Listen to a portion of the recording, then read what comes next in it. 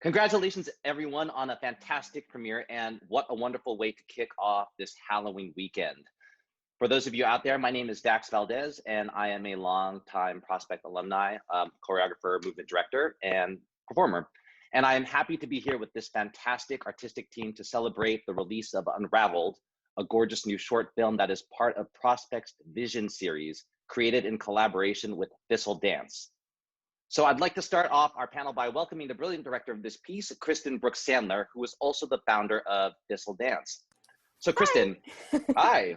Thanks for joining us. So what can you tell us about Thistle and your approach to making work? Yeah, so I am a choreographer, director, and Thistle is my baby, is my dance company. We kind of span live theater, immersive pieces, film, TV, the whole gambit, and I'm a really big fan of movement as a language. I think that it kind of bridges the gap between audience and artistry. Sometimes words are extremely helpful, and sometimes they can get in the way of somebody's individual experience. So the work we do with Thistle, we're all about conjuring grace from the grotesque. We're kind of spooky. Ooky spooky is our favorite thing to say, which is great for this time of year. And so I've started this company a couple of years ago, and we've been creating work together, and it's a lot of fun. Excellent. And so this is not your first time delving into mythology to tell a story. So can you tell us a little bit more about the myth that inspired you and what drew you to this particular story? Absolutely. I'm a big fan of source material, especially with dance. I think it's really important because it gives people that kind of niche to like latch into, because sometimes dance can be a little bit alienating and we like to be as accessible as humanly possible. So I'm a big fan of mythology in general, especially Greek mythology. I think is just fascinating. So many pieces of it. We do a full-length piece called Gilded, which is all about Helen of Troy and giving her agency back. But this particular piece, Unraveled, so exciting. It was actually inspired kind of by the prompt. So when Cara and I got to talking, you know, we found out about the space, the Goodwill Theater, and we were talking about, okay, it's going to come out near Halloween, so something horror, something spooky, something. And I was like, yes, of course, sounds great. And these, you know, two actors, there were all these kind of fun boxes to play in. And I found this myth we talked about, like, oh, it feels a lot like a labyrinth. It feels a lot like, you know, there are so many different rooms in this wonderful facility and so much fun there. And I think we've all been feeling a bit of disconnection from one another given the current circumstances, and we're kind of longing to find that again. The original myth is about Ariadne, the female, Theseus, the male, and the labyrinth. A lot of people know it more as there's a minotaur that is stuck in the middle of a maze, and Theseus decides he's going to go kill the minotaur. He poses as a sacrifice, basically, and goes to kill him. He sees Ariadne, they fall madly in love, and he's like, I'm gonna go kill the Minotaur. She's like, great, but how are you gonna get out again? He's like, I don't know, you know, females being smart and all. And so she gives him the strength, and he goes in, and in the myth, he kills the Minotaur, gets back out. They're supposed to meet up, and they don't. There are a million different versions of the myth. But this is my explanation for why Ariadne never makes it to their meeting places, that she gets trapped, basically. Excellent, thank you. And Lucas and Morgana, can you share a little bit of your background as dancers? And also, can you talk about your collaborative process and what was improvised in response to the story prompts and the architecture of the space? Yeah, so I am a Brooklyn-based dancer and choreographer. I grew up in Massachusetts, and then I went to school at Elon University in North Carolina before moving to New York. And I have been working with Kristen and Morgana through Thistle Dance for a few years now. So we've really had a lot of opportunities to develop movement together, which really helped going into this process. Having had that experience together before played a big part in that. There was already a level of comfort. And so then that really allowed us to kind of let the space take over, really let the space determine what our movement was, because we already trusted the relationship with each other. So we got to explore this relationship with this third entity really deeply, and it really helped motivate, I think, a lot of the movement and the intention behind our actions. Yay.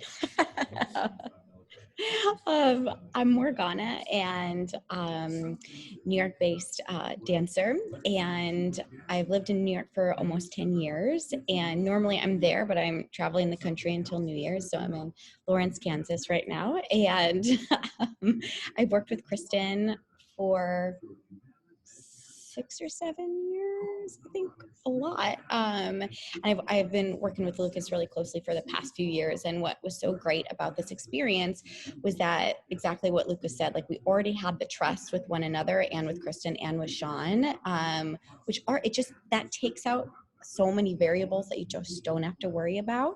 And the fact that we were in this incredible space that we could just play, I feel like there was so much to explore that we didn't have time to really think too much, which I think for this experience was really great, especially because we only had a certain amount of time. So we're like, well, you know what? I might as well just throw caution to the wind and dive right in. And it was because even though Lucas and I haven't worked together since the end of February, I feel like we just fell into this incredible groove together, and with incredible guidance from Kristen, and really like trusting like that Sean was going to be there. He wouldn't be in our way at all. You know, I think sometimes when we work with cameras and with I'm going to say the wrong title, but DP, there we go. When DPs like aren't as familiar, thank you. Going to say PA, I'm like, that's not it. With DPs that aren't as familiar with dance, they don't really know how to get in there. And it's like, I loved how Sean was just like, he was in the piece with us. And I felt like we all really worked really well together. And Kristen just kind of gives you enough of a push that you're like, okay, I got it. Now I can just kind of put my own spin on it. And it's always so fun to work with this creative team, and to have Prospect as well be this other like encompassing, like almost such a supportive community as well. So I just felt incredibly safe in this very strange environment that I know I was not prepared for, but it was so fun. Thank you. Yeah, so the collaboration is a big theme that is running through this particular artistic team. So Sean, I'm going to throw it over to you. And, you know, Morgana has said that you were like an integral part of this. So can you talk about your background as a cinematographer and what you were excited about in the process of creating this particular short film? Yeah, so the majority of my background as a DP, cinematographer, producer, editor, it's in a lot of very run and gun documentary style productions. I worked with a documentary production company in Brooklyn for 4 years. I do a lot of documentary work with Sports Illustrated now. And I think that kind of was the perfect backdrop to do this kind of camera work. Like, obviously we had a pretty meticulous plan laid out for the kind of look we wanted and the kind of shots that we knew we had to get in order to tell the story the right way. But as far as working with Lucas and Morgana as dancers, like that's something that I feel kind of uniquely equipped to handle, because I have to be responsive to what they're doing, where they're going, how they're feeling, and I have to try to mirror that and follow that without interfering in that, which kind of is the point of everything I've done as a camera person for the last, 7+ years, 10+ if you want to include college. So I always kind of seek out challenges like that, and I knew that shooting in this kind of space where every room is going to feel a little bit different and we have to make certain rooms feel a certain way that they might not actually be in real life. We got to make the big rooms feel small, the small rooms feel big, and I have to convey that in a way that also gives Lucas and Morgana the kind of space they need to really flush out who they are and what their motivations are as the characters in this piece. Like, it's the perfect kind of challenge that I seek out anytime I take on, you know, an artistic challenge like this. And it goes without saying that Kristen does an excellent job putting people in positions to be successful at that kind of thing. This is her wheelhouse, and she was like the perfect person to steer this kind of project. Excellent. Thank you for sharing. Or we come to you. So you come to this project from a background which is spanning many different genres and roles. So after seeing one of the rough cuts or the final cut, what was your approach to scoring the film? And were there any particular influences that you looked to in order to create the atmosphere or in creating creating the environment? Totally. Yeah, I would say I'm kind of the newbie of this specific group. And it's been so fun to get to just dive into this project head on. And when I saw little snippets of the film, but first actually Kristen and I chatted a bunch about the makeup of the film and kind of the direction that we wanted it to take in terms of its sonority and its soundscape. And I come from this kind of varied background of all things music. You know, I come from the pop world and rock world, but also studied classical music for, you know, at college for Juilliard, and then musical theater writing at NYU. And so I kind of have explored all these different facets of music. And when Kristen and I first spoke, we had talked about all of these very specific influences for this film. I mean, Kristen had sent me this really helpful playlist of Jed Kurzel and the Newton Brothers and Alexander Desplat, and we had talked about, you know, this amalgam of both soundscape and motivic information that kind of coalesces and coexists and creates all of these different textures and the idea of how much information we give the listener that is repetitive and allows us to place them in a specific narrative, or to track different characters, or to track motives, or to track flashbacks, etc. Which you can, you know, if you watch the film a few times, you can kind of start maybe recognizing, oh, this pertains to this, and this sound pertains to this, but also creating these very kind of cinematic rising textures that are laid on top of that. And so kind of superimposing all of that information is kind of where we started.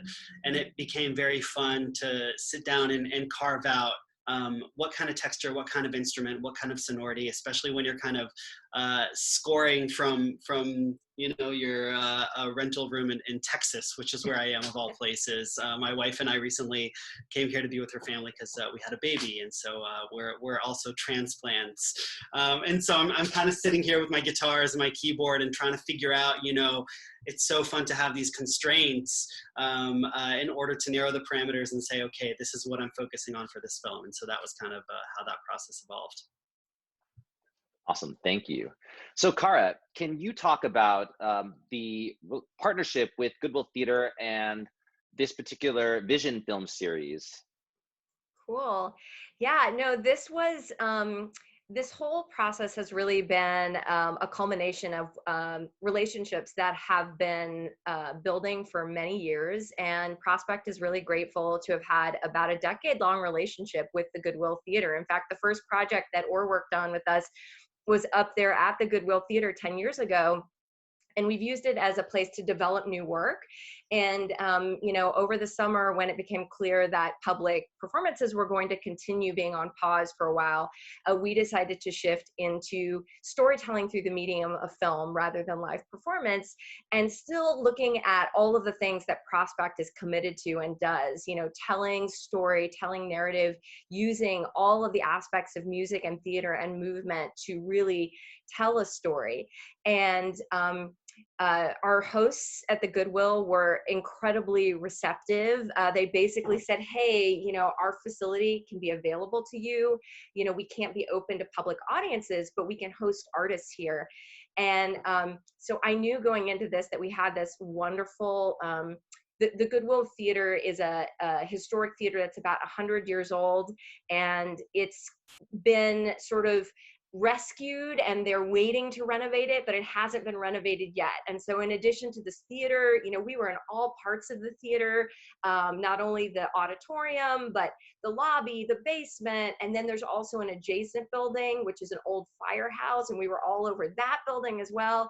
So I just knew that there was this wonderful place, and having had the opportunity to work with Kristen earlier this year on our writers lab, I knew she was great at sort of telling stories through movement. So coming into this, it was really a just sort of a big experiment of, hey, we have this space. What story can you put in it? How can we bring people together to tell that story? And you know, just sort of taking what we had, as people have said, you know, the parameters and the things that, you know, you can make into something beautiful, even when you have those limitations. And, you know, I should mention in addition that, in addition to the sort of creative limitations, we had, you know, a lot of COVID safety that was implemented to make sure that we were working in the most safe environment we could create for our artists. So we were only together for about 2.5 days. And yeah, I am just so grateful to everyone for diving in and being willing to play in that space, and also to our hosts at the Goodwill for opening the facility to us. So you all explored a lot more of the space than I'm sure Or and I have. I mean, like, there were parts of it, you know, in the film that I was like, oh, they have access to that spot. So can you talk about the impression of the building and what there's a big feeling of tension that runs throughout the film and the shooting and the music. So if you can incorporate like some of that into your response to the actual physical space. Yeah. So given that this was a suspense sort of film, that was very important in kind of creating this story for sure. And with the space, you know, a labyrinth is just rooms on rooms on rooms. And the difference between a labyrinth and a maze, dork, is that a maze has dead ends, a labyrinth doesn't. It just keeps folding into itself. And so when we were finding these rooms and these strings and kind of leading people around the space, we wanted it to feel like it never, ever ended. I'm gonna ask you one last question, and this can be around Robin. So what is it like for you as artists and performers to approach live performance versus film? And, you know, I know there's a range of things to factor in, such as storytelling, live audience, but you can go ahead and just share like what you love more or you love equally about both, or what you're more drawn to. I'll throw it to Sean.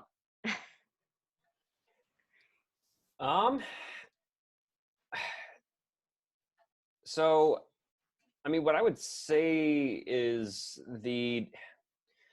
I think theater and film are a little more intertwined than they normally get credit for being. I think, you know, if you're watching a movie, you are watching something that could be adapted for theater. And if you're watching a play, you're watching something that could be adapted for film. And there is a crossover there somewhere in the middle that I think is a really interesting place to explore right now. And I think that's kind of where this piece tried to land, is somewhere in the middle of those two spaces. And I will say that the physical space made a huge difference. Like walking into the Goodwill, I looked around and I was like, this is like a cinematographer's dream. Like every room was different. There were all kinds of places to create movement, to play with different lighting, to play with different atmosphere, and create different kinds of fear and tension and stress.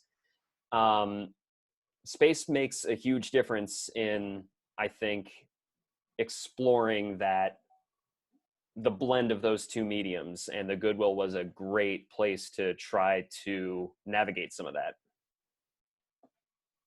Or I'm going to throw it over to you. Yes. So I totally agree with Sean that there's so much overlap that doesn't get credit for. And I think that for me, the interesting thing when I kind of approach film in particular, because so much of the music that I do is largely for live medium, is figuring out how to expand that Venn diagram of what are the things that I can carry over from the theatrical and or live music medium, and what are the things that film really has working for it. Namely, you know, when you look at cinematography, for example, the idea of the close-up, the idea that you can really zero in on just even a facial expression or on a single shot, or to be able to suspend time in a very specific way that is done visually. How does that translate to the audio world and to the music world? And what are the things that I can help guide the viewer through in terms of complementing that kind of technique in cinematography? What are the moments that I want to take a step back and allow them to experience it and to understand the macro arc and the energy? And what are the moments that I actually want to help them guide them through the very specific moment, the very specific expression, the very specific suspended time? And so that is kind of, to me, the really, really fun game of taking this medium, taking this film that really, to me, does exist in that beautiful sweet spot between theatrical storytelling, cinematography, etc., and marrying it to the music that I create. Lucas. So I primarily, before this time, have been working in live performance. So getting a chance to now work more in depth in a film setting was it felt like a big leap. And then as we were doing it, I started to notice a lot of these similarities as a performer between the two.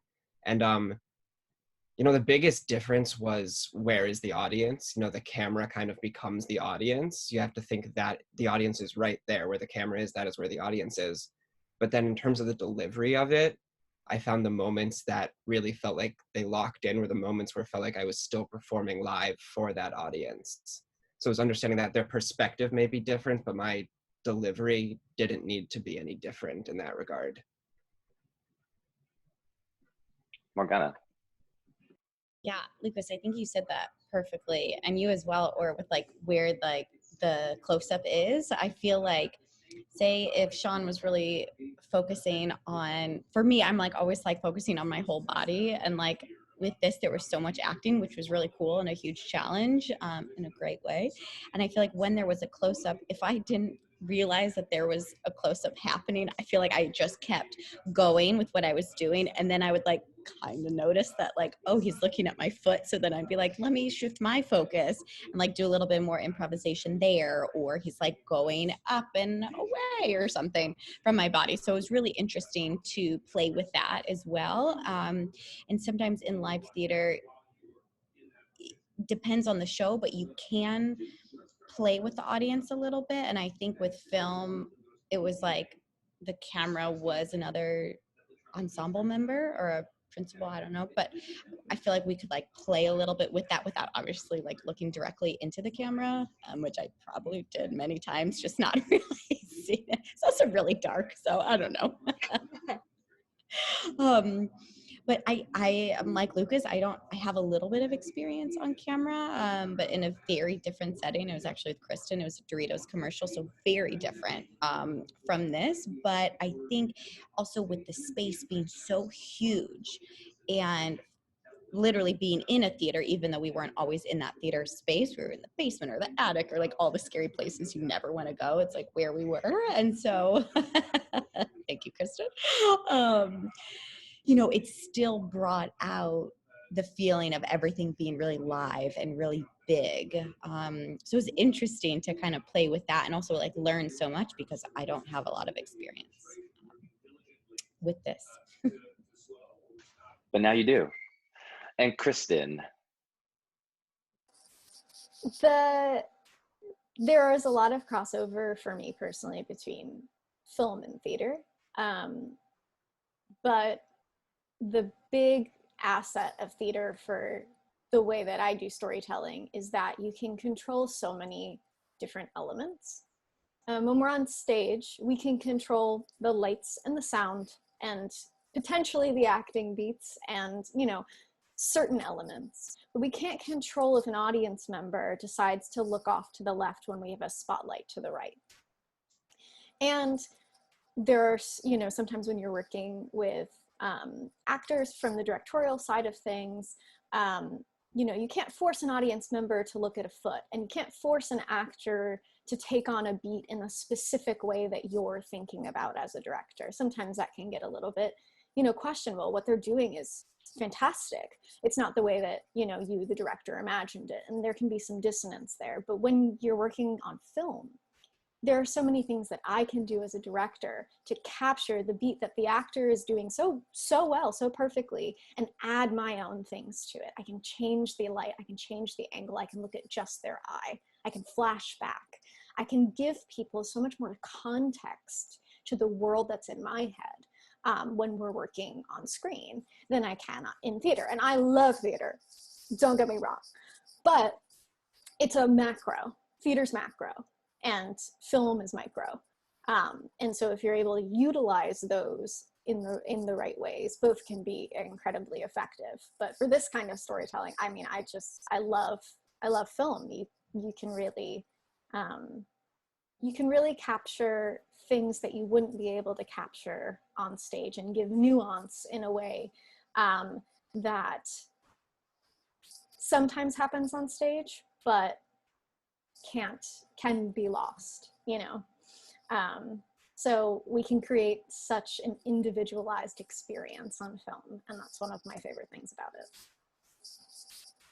And then it's also in the moment versus posterity, you know. Yeah. Thank you, friends, again for joining us for the premiere of Unravel'd, and you can watch it on Prospect's website and also on Thistle Dance's website. Happy Halloween.